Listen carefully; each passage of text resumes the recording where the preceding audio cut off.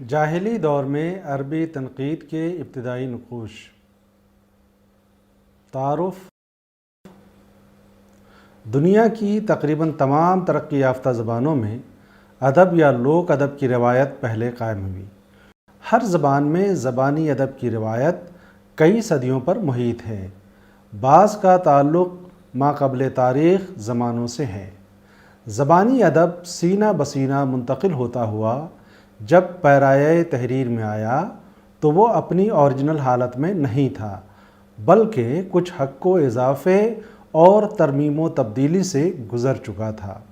Elite اور Ulysses میں کم، رامائن اور مہابھارت اور طلسم ہوش ربا میں زیادہ الحاقی عناصر نے مل کر انہیں ضخیم و حجیم بنا دیا ہے۔ عرب قدیم کی شاعری کا بہت تھوڑا سا حصہ تو دستیاب ہے جس کا تعلق صدر اسلام سے قبل کے زمانے سے ہے، لیکن غزل، رسائیہ نظموں، قصائد، حجو وغیرہ کے ایک بڑے اثاثے سے ہم محروم ہیں۔ سبع معلقات کی شاعری میں زبان و بیان کی جو پختگی، تشبیہات و استعارات میں جو ندرت، لفظوں میں جو خلاقانہ اور صناعانہ حسن تنظیم، شدت اظہار کی جو کیفیت، وزن و قافیے میں تناسبات کا جو اہتمام ہے، اس سے یہی ظاہر ہوتا ہے کہ شاعری میں فنکارانہ جوہر یکلخت پیدا نہیں ہو گیا، اس کا یقیناً صدیوں پر پھیلا ہوا ایک ماضی ہے۔ عربی شاعری اور نقد و نظر کا ایک دور ایام جہالت سے ہے، جس میں فنی روایتیں تشکیل کے دور میں تھیں۔ تنقیدی اشاروں سے ہی ہمارا واسطہ پڑتا ہے۔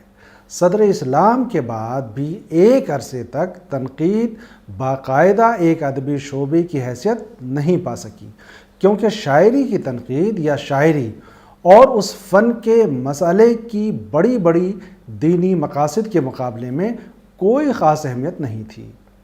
سبق کا مقصد۔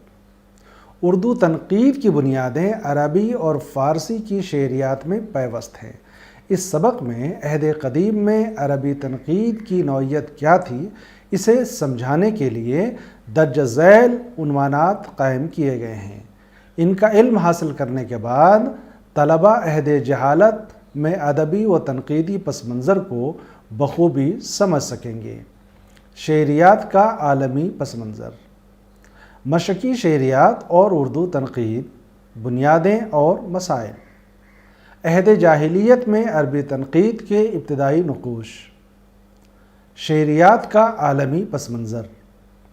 عالمی سطح پر لسانی اور تہذیبی لین دین کی نوعیت ایک انتہائی غیر محسوس عمل کی سی ہے، جو ہمیشہ جغرافیائی اور نام نہاد لسانی کروں کی وحدت پر اثر انداز ہوتی رہی ہے۔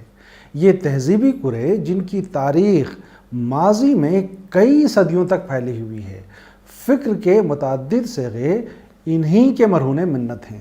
ان زمانوں میں نظام بدیعیات، شعری لسانیات، قواعدیات، عروض و آہنگ، ادبی اصناف کی درجہ بندی، ان کی حیتوں اور تکنیکوں، نیز عمل تخلیق کے نفسیاتی، جمالیاتی، عقلی اور غیر عقلی، نیز اخلاقی محرکات و عوامل پر بحث کا آغاز ہو چکا تھا۔ ادب اور فنون کی تخصیصات وضع کرنے کا آغاز بھی انہی ادوار کا مرہون منت ہے۔ مشرق و مغرب میں اکثر فنی تصورات جن کی نامدہی بعد کے زمانوں سے تعلق رکھتی ہے، وہی ہیں جن کے سر رشتے ہند، یونان، روم، چین، ایران اور عرب کے زمانہ قدیم سے جا کر ملتے ہیں۔ ان تہذیبی اور جغرافیائی کروں میں ان دانشوروں کی بھی کمی نہیں تھی جو زبانی، یعنی جیسا کہ یونان میں قبل از افلاطون، اور تحریری طور پر تخلیق، بالخصوص شاعری کے فن اور اس کی دیگر جزئیات و متعلقات کو زیر بحث لایا کرتے تھے، کیونکہ تخلیق شعر کو بھی نظام دانشی کا ایک حصہ خیال کیا جاتا تھا۔ فلسفہ کو ام العموم کا درجہ حاصل تھا اور شاعری تاریخ سے کمتر درجے پر تھی۔ باوجود اس کے شاعری، ڈرامہ اور دیگر فنون ہی عملاً مقبول ہر خاص و عام تھے۔ ہندوستان میں شاعری، ڈرامہ اور لسان کے مباحث میں کسی نے اس قسم کی درجہ بندی کی کوشش نہیں کی، چونکہ شعری فن اپنے اثر میں سب سے قاری اور ہمہ گیر ہوتا ہے، اس لیے قاری اور ناظر کی اخذ کرنے کی نوعیتوں اور صلاحیتوں کو بھی زیر بحث لایا گیا ہے، جبکہ افلاطون نے اسے مرد و عورت کے صیغوں کی روشنی میں دیکھنے کی ایک محدود تر کوشش کی تھی۔ ارسطو نے کسی حد تک کیتھارسس کے حوالے سے ایک مذہبی اور طبی مفہوم کو جمالیاتی معنی عطا کیے، مگر وہ لونجائنس ہی تھا جس کے تصورات سنسکرت فلسفہ رس کے زیادہ نزدیک ہیں۔ وہ خالص جمالیاتی اور نفسیاتی بنیادوں پر ابلاغ و اثر کا محاکمہ کرتا ہے۔ عربوں میں شاعری کے اثر کی خاص اہمیت تھی۔ غنا میں شاعری، خواہ وہ باقاعدہ وزن سے عاری ہو، اور شاعری میں غنا کو وہ مقدم خیال کرتے تھے۔ غنا انسانوں پر ہی جادو کا اثر نہیں ڈالتا، جانور جیسے اونٹ بھی اس سے تازہ دم ہوتے اور مسحور ہوتے ہیں۔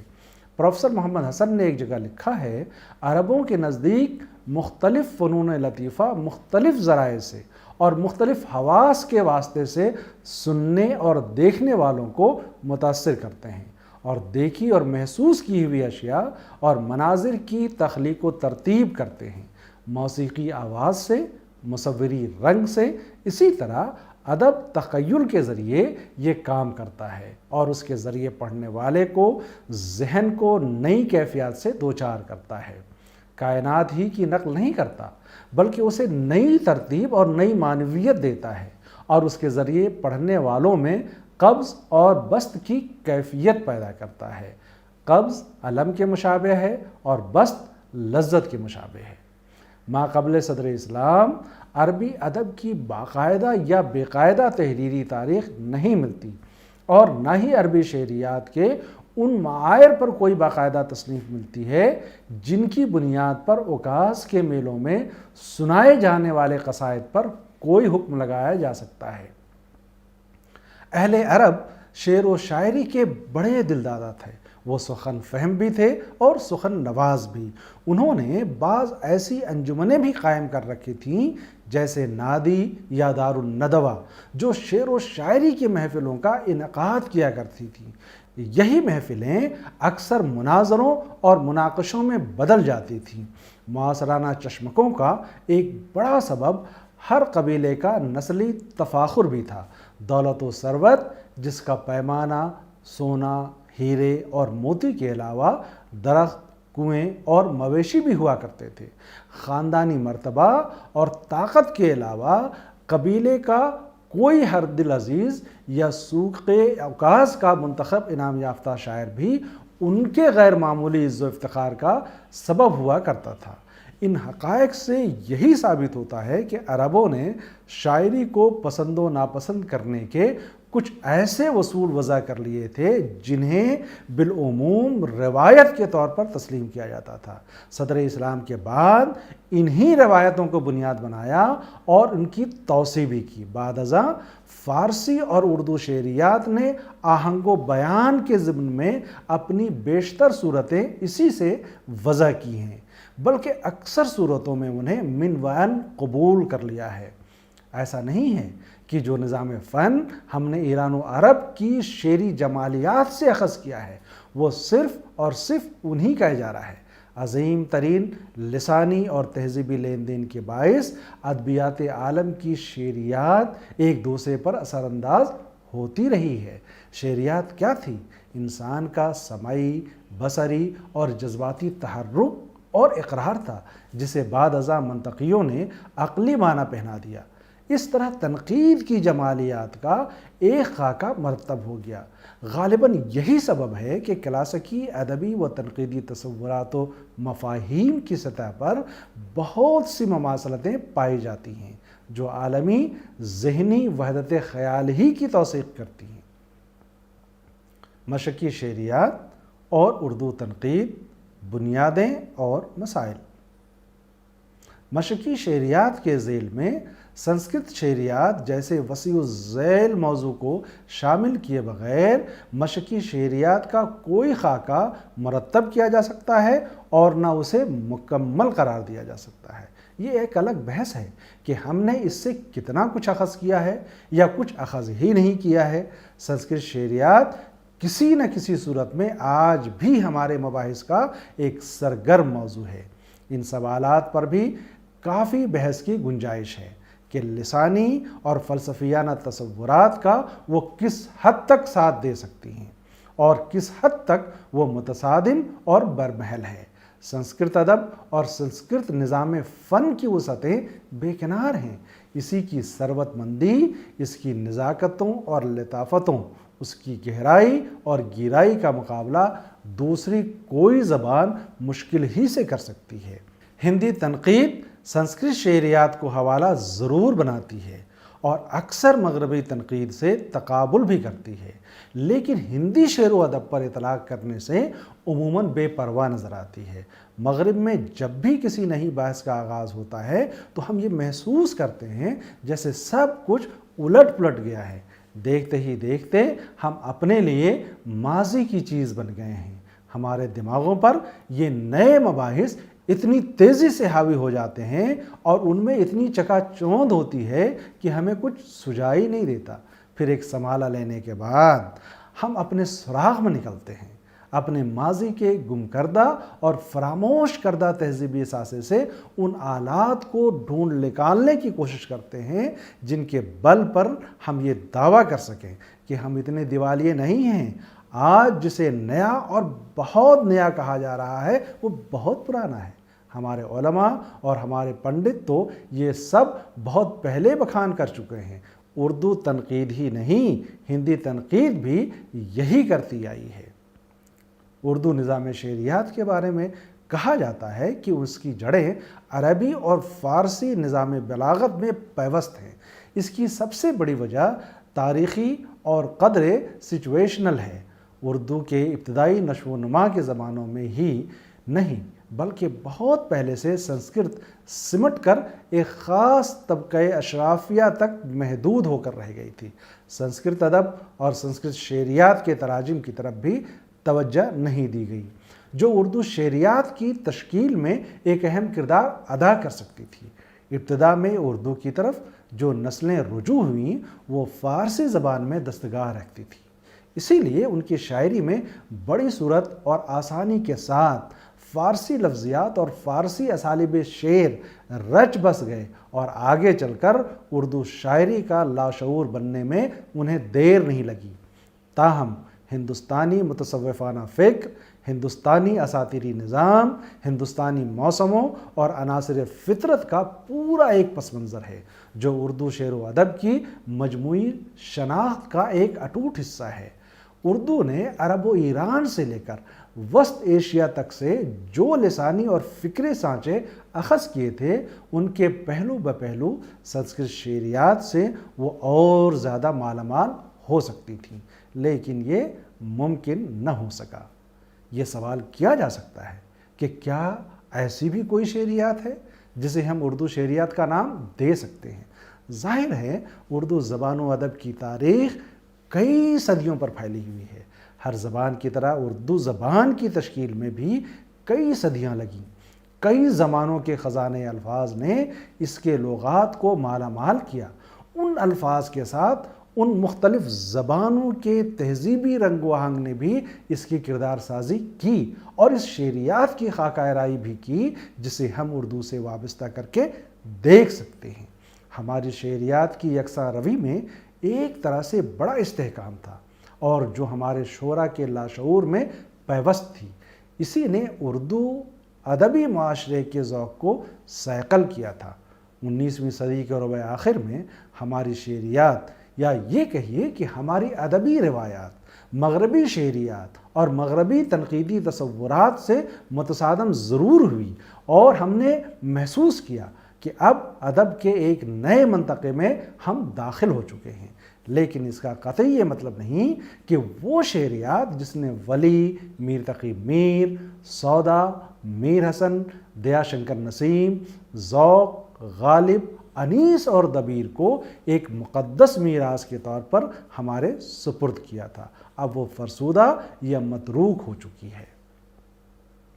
19ویں صدی کے بعد ہماری شعریات نے مغرب کی اس شعریات سے مسلسل اخذ و کسب کیا ہے جو ہمیشہ متحرک رہی ہے، تبدیلیوں سے گزرتی رہی ہے اور مختلف علوم سے انگیز ہوتی رہی ہے۔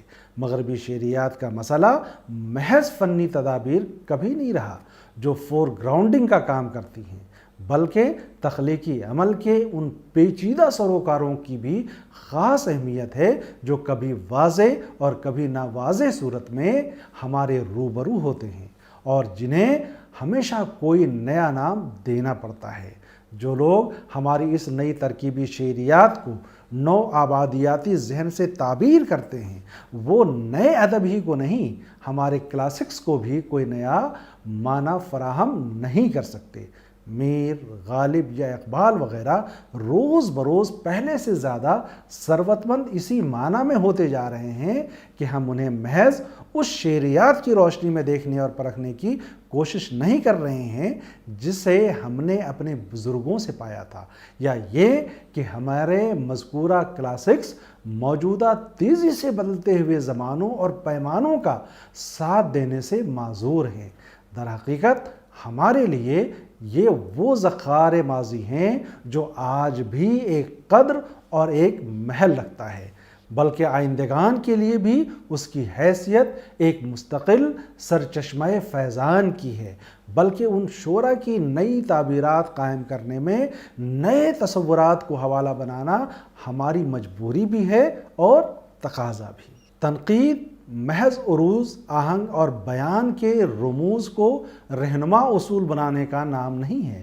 شعریات کے مباحث کے وسیع دائرے میں محض انہیں مسئلہ بنانے کی روش اب اپنے معنی کھوتی جا رہی ہے، اس کے علم کی حدیں کافی وسیع ہو چکی ہیں۔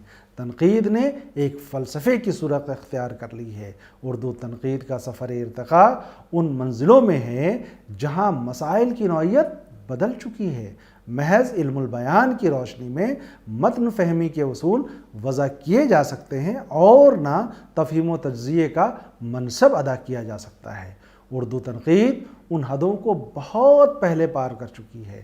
ہمیں ماضی کو حال کی روشنی میں اور حال کو ماضی کی روشنی میں سمجھنے کی کوشش کرنا چاہیے، جو شاید مستقبل کے تعین میں ہمارے لیے مددگار ثابت ہو سکتا ہے۔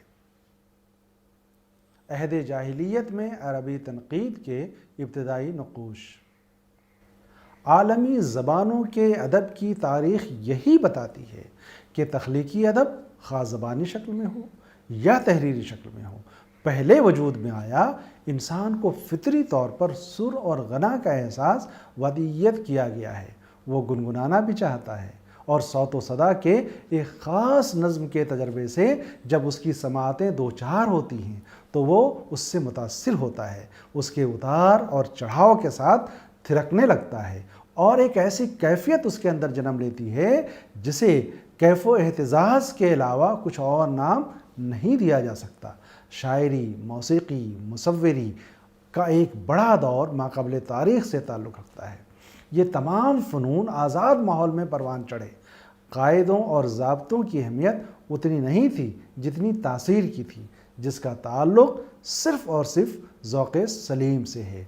دور بدور نظم و ضبط، ربط و توازن اور صوت و آہنگ کے شعور کو جلا ملتی رہی اور ادا کرنے والے اور سننے والے دونوں کے ذوق کی تربیت بھی ہوتی رہی، لیکن بہت بعد میں وزن و قافیے میں باقاعدگیوں کی ضرورت کا احساس پیدا ہوا۔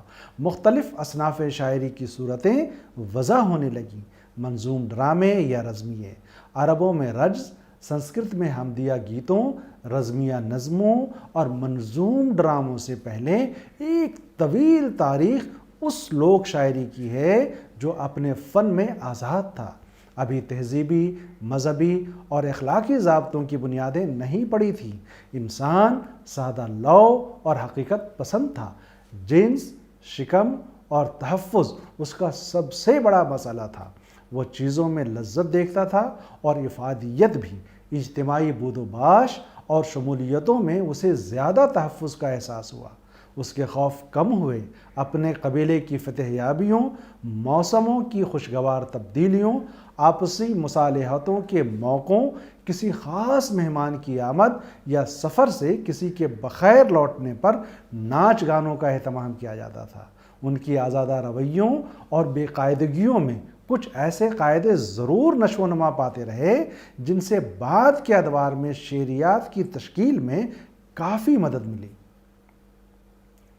عربوں کے عہد قدیم یعنی صدر اسلام سے قبل کے زمانے کو عہد جاہلیت سے تعبیر کیا جاتا ہے۔ ڈاکٹر عبدالحلیم ندوی اسے 2 ادوار میں تقسیم کرتے ہیں۔ پہلا دور 5ویں صدی عیسوی سے پہلے کا زمانہ اور دوسرا دور 5ویں صدی عیسوی کے بعد تک یعنی ظہور اسلام سے تقریباً 150 سال پہلے شروع ہوتا ہے اور ہجرت نبوی پر ختم ہوتا ہے۔ عرب طبعاً بہت خوددار، اپنے قول کے سچے، دوستوں کے دوست، دشمنوں کے دشمن، عفت و عصمت کے پاسدار، اپنی عزت پر مر مٹنے والے، جفا کش اور سادہ لو تھے۔ جادو، واہموں اور پیشین گوئیوں پر ان کا یقین پختہ تھا۔ ڈاکٹر محمد اقبال حسین ندوی لکھتے ہیں کہ ابتدا میں کاہنوں کے اقوال جو مسجع ہوتے اور وزن سے خالی ہوتے شاعری کا درجہ رکھتے تھے۔ حالات نے ترقی کی اور عقل و شعور میں بیداری پیدا ہوئی اور انہی مسجع کلاموں کو وزن و قافیے کے ساتھ استعمال کیا جانے لگا۔ اب کلام میں سجا اور وزن دونوں باتیں جمع ہو گئیں اور اسی مسجع اور موزوں کلام کو رجز کا نام دیا گیا، جو عربی شاعری کی قدیم ترین صرف قرار دی گئی۔ یہ بھی کہا جاتا ہے کہ محلحل نے پہلا قصیدہ کہا جو 30 اشعار پر مشتمل تھا۔ محلحل کے علاوہ اس سے پہلے اور اس کے بعد رجز، قصائد یا کسی اور شکل میں شاعری کا چلن تو رہا ہوگا، لیکن تحریر کی روایت قائم نہیں ہوئی تھی۔ اس لیے یہ مانا جاتا ہے کہ قدیم عربی شاعری کا معتد حصہ ضائع ہو گیا۔ عرب معاشرے میں شاعر کا درجہ بہت بلند تھا۔ ہر قبیلہ اپنے شاعر پر فخر کرتا اور اسے اعزاز سے نوازتا۔ ان کے یہاں شعراء کی بڑی منزلت تھی جو بدیع گو اور قادر الکلام ہوا کرتے تھے۔ فخر و مباح کا مضمون ہو کہ مدح و قدح کا، بالعموم شعراء پرشکوہ انداز بیان کو ترجیح دیا کرتے تھے۔ حق گوئی، صداقت کیشی اور راست اندازی کی حیثیت ایک مسلمہ شعری قدر کی تھی۔ عرب عمومی طور پر شاعری کا شستہ مذاق رکھتے تھے۔ شاعری کو جانچنے کے اصول و ضابطے ابھی تحریر میں نہیں آئے تھے۔ شعراء اور عوام کی پرکھ کا خاص پیمانہ ان کا ذوق سلیم ہی تھا، اور کچھ ایسے غیر تحریری اصول تھے جن سے عوام و خاص سب ہی واقف تھے، کیونکہ شاعری محض انجمنوں یا چھوٹے چھوٹے گروہوں میں سننے سنانے کی چیز نہیں تھی، بلکہ بڑے بازاروں، میلوں میں شعری مقابلہ آرائی کے اجلاس منعقد ہوا کرتے تھے۔ ان بازاروں میں ذوالمجاز، ذوالمجنہ اور عکاظ بہت مشہور تھے، جہاں دور دراز کے علاقوں سے تاجر اور خریدار آتے اور ان میں چھوٹے بڑے پیمانے پر سودا سلف کا لین دین ہوا کرتا تھا۔ زبان و بیان کے باقاعدہ پارخ یا عرف عام میں پیشہ ور نقاد ابھی پیدا نہیں ہوئے تھے، لیکن شاعر خود اپنی تخلیق کا پہلا نقاد ہوتا ہے۔ ایک ایسے معاشرے میں جہاں کھلے بازاروں میں شعراء کے کمال فن کا مقابلہ ہوتا ہو، وہاں شاعر کو ایک ایک نقطے، ایک ایک لفظ پر ناقدانہ نظر ڈالنا ضروری ہو جاتا ہے۔ اعلیٰ اور ادنیٰ، بہتر یا کم بہتر، اچھے یا برے کے کچھ غیر تحریری اصول فن ضرور تھے جن کی بنیاد پر فیصلہ کیا جاتا ہوگا، اور فیصلہ جب اجتماع کے سامنے مقصود ہے تو مصنف کی ذمہ داری کئی گنا بڑھ جاتی ہے۔ مامون رشید نے زہیر بن ابی سلمہ کے بارے میں لکھا ہے، وہ 1 سال تک اپنے قصیدے کی تزئین و اصلاح میں لگا رہتا تھا اور اس کے تمام پہلوؤں کا جائزہ لینے کے بعد ہی عوام کے سامنے اسے پیش کرتا۔ اسی لیے اس کے قصائد کو حولیات کے نام سے موسوم کیا جاتا ہے۔ عرب کے قدیم معاشرے کا ایک امتیاز یہ بھی تھا کہ خواتین میں کنیزیں اور رقاصائیں بھی تھیں، جن کی خدمات ایک خاص طبقے تک محدود تھیں۔ تصویر کا دوسرا پہلو یہ بھی ہے کہ خواتین معاشی اور معاشرتی زندگی کا ایک متحرک حصہ بھی تھیں۔ وہ تجارت بھی کرتی تھیں، شعر بھی کہتی تھیں، گھر اور باہر معاملات دنیاوی میں مردوں کے ساتھ برابر کی شریک بھی ہوا کرتی تھیں۔ بعض امور میں عورتوں کو فیصلے کا اختیار و استحقاق بھی حاصل تھا۔ جاہلی دور میں شعرا جسے محبوب بنا کر اپنی شاعری میں پیش کرتے تھے وہ ان کی بیوی ہوا کرتی تھی، یا عموماً ایسا تصور کیا جاتا تھا کہ اس روایت کے برخلاف امرؤ القیس نے اپنی شاعری میں دوسری کئی دوشیزاؤں سے اظہار عشق کیا ہے۔ امرؤ القیس کا یہ عمل عربی معاشرے کی اخلاقی قدر کے منافی تھا۔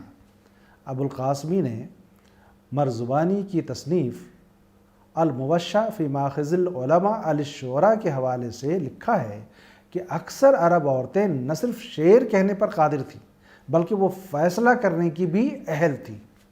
جاہلی دور میں غزل بھی کافی مقبول تھی، جسے نصیب اور تشبیب بھی کہا جاتا تھا، جس میں عورت کے حسن، سراپا اور اس سے عشق و محبت جیسے مضامین عوام و خواص کی دلچسپی کا خاص محور تھے۔ بازار اوکاز یا اوکاز کے میلے میں صرف مرد شعراء ہی مقابلوں میں حصہ نہیں لیتے تھے، شاعرات بھی اپنے فن کا مظاہرہ کرتی تھیں اور انہیں عزت کی نگاہ سے دیکھا جاتا تھا۔ صدر اسلام سے قبل جن شعراء کا طوطی بولتا تھا ان میں امرؤ القیس، علقمہ، عمر بن کلثوم، نابغہ زبیانی اور انطرا کی کافی قدر و منزلت تھی۔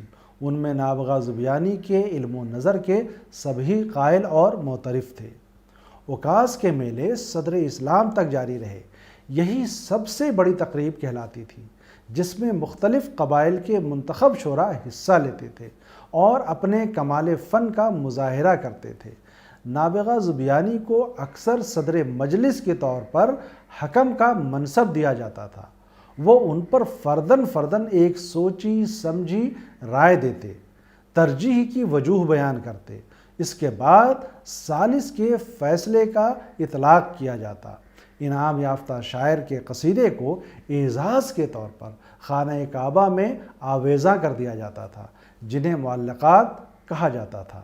صدر اسلام کے بعد جو 7 انعام یافتہ قصائد آویزاں تھے انہیں ہٹا دیا گیا۔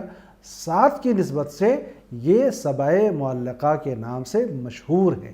جن 7 شعراء کے قصائد آویزاں تھے ان کے نام اس طرح سے ہیں: امرؤ القیس، زہیر بن ابو سلمہ، انطرا عبسی، لبید، طرفہ ابن العبد، عمر بن کلثوم اور حارث ابن حلزہ۔ عہد جاہلی میں شاعری کو جانچنے کے جو معیار تھے اور جن کی بنیاد پر اچھے اور برے شعر کی تمیز کی جاتی تھی، انہیں اس طور پر مرتب کیا جا سکتا ہے کہ ذاتی پسند و ناپسند ایک عمومی کسوٹی تھی۔ رائے زنی میں تاثرات کے وفور کے باعث بیانات مبہم اور ناواضح ہوا کرتے تھے۔ لفظ، محاورے اور قافیے کے استعمال اور ان کی مناسبت اور صحیح اور غلط ادائیگی نیز عروضی مباحث پر خاص تاکید تھی۔ معنی پر لفظ اور حسن ظاہر کو تفوق حاصل تھا۔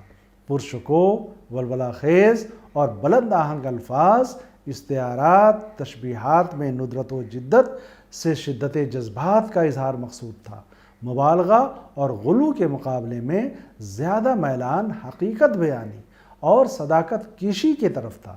موازنہ اور تقابل کے بغیر کسی کے شعری فن کے بارے میں بالعموم کوئی رائے قائم نہیں کی جا سکتی۔ شاعری کو شعوری عمل سے تعبیر کرنے کے باوجود کسی غیبی طاقت اور خداداد صلاحیت کا تصور بھی رائج تھا۔ اس دور میں جن موضوعات و مضامین نے رواج پا لیا تھا ان میں غزل، مدح، مرثیہ، حجو، سراپا، معذرت، فخر و حماسہ اور وصف کی خاص اہمیت تھی۔ عراق میں مسالکی تعصب اور نظریاتی تبلیغ اپنی شدت پر تھی۔ ہر گروہ برسر پیکار تھا، ہر گروہ کے نمائندہ شعراء بھی موجود تھے جن کے کلام میں خود ستائی، فخر و مباح کے مضامین میں غلو اور بے سر و پا مدح سرائی نے ایک معمول کی صورت اختیار کر لی تھی۔ اسی طرح شام میں بھی دربارداری نے شاعری کو قصیدہ خوانی تک محدود کر دیا تھا۔ شعر و شاعری کی مجلسیں اکثر مناظروں اور مباحثوں میں بدل جاتی تھیں جو ایک عمومی قسم کے تنقیدی رجحان کی مظہر تھی۔ ان مجالس میں شعراء کے علاوہ نکتہ دان شعر بھی شریک ہوا کرتے تھے۔ خلیفہ عبد الملک مروان اور ہشام بن عبد الملک کے بارے میں کہا جاتا ہے کہ وہ خود بھی شاعری کا شستہ ذوق رکھتے تھے۔ اچھے اور برے شعر کے امتیاز کی انہیں فہم تھی، اس لیے شعراء اور نقادان فن بھی بہت غور و فکر کے ساتھ اپنی رائوں اور خیالات کا اظہار کرتے تھے۔ ان مباحث میں وزن اور محاورے کے علاوہ صرفی اور نحوی مسائل کو بھی خاص اہمیت دی جاتی تھی۔ شعر و نقد کے یہ رجحانات ان ادوار کے شعری رویوں کے مظہر ضرور ہیں، لیکن ان سے کسی واضح قسم کی تنقیدی منصب کی توقع نہیں کی جا سکتی۔